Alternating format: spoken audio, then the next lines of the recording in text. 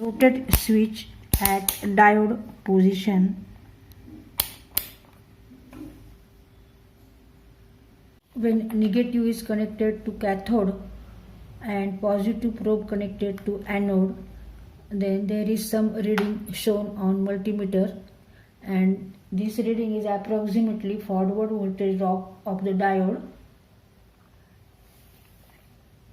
If the connection is reverse, negative probe is connected to anode and positive probe is connected to cathode,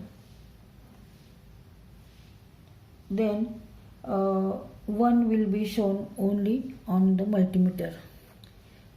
And when it is forward bias, means positive to positive and negative to negative, then some reading is shown on the multimeter, display on the multimeter. And this is approximately forward voltage drop of the diode.